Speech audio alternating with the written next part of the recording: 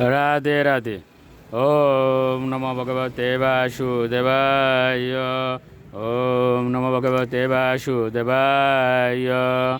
ওম নমো ভগবতে বাসুদেবায়।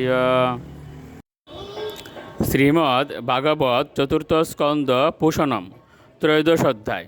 ধ্রুব মহারাজের বংশধরদের বর্ণনা। শ্লোক 21।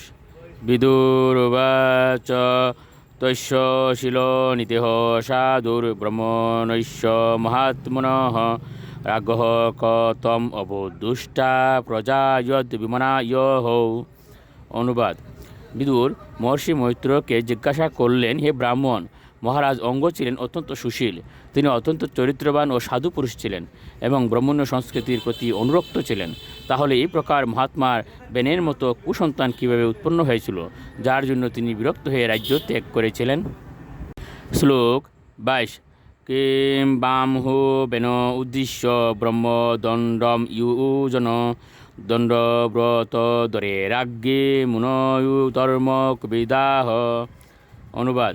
বিদুর জিজ্ঞাসা করলেন, ধর্মজ্ঞ মহর্ষিরা কেন শাসনদণ্ড ধারণকারী রাজা বেনকে ব্রহ্মশাপ দিয়েছিলেন? শ্লোক 23।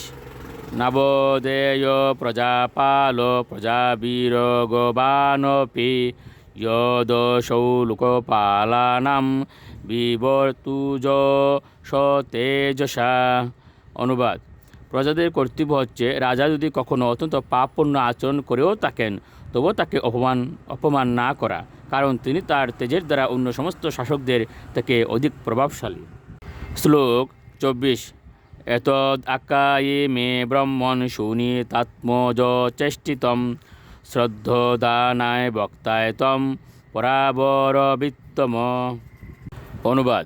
বিদুর মৈত্রকে অনুরোধ করলেন, এ ব্রাহ্মণ, আপনি অতীত এবং ভবিষ্যৎ উভয় কালের সমস্ত বিষয়ের সম্বন্ধে খুব ভালোভাবে অবগত আছেন।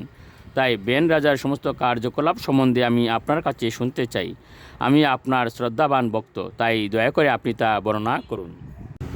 শ্লোক 25। মৈত্রেয় উবাচ অঙ্গ অশ্বমেধম রাজর্ষিরাজ আর মহাকৃতুম না জগ্মুর্দেবতাস্তস্মিন্নাহুতা ব্রহ্মবাদিবীয়। অনুবাদ। শ্রী মৈত্রেয় উত্তর দিলেন, হে বিদুর, এক সময় মহান রাজা অঙ্গ অশ্বমেধ নামক এক মহাযজ্ঞ অনুষ্ঠানের আয়োজন করেছিলেন। সেখানে উপস্থিত সমস্ত অভিজ্ঞ ব্রাহ্মণেরা জানতেন কীভাবে দেবতাদের আহ্বান করতে হয়, কিন্তু তাদের চেষ্টা সত্ত্বেও কোনো দেবতা সেই যজ্ঞে অংশগ্রহণ করতে আসেননি। রাধে রাধে।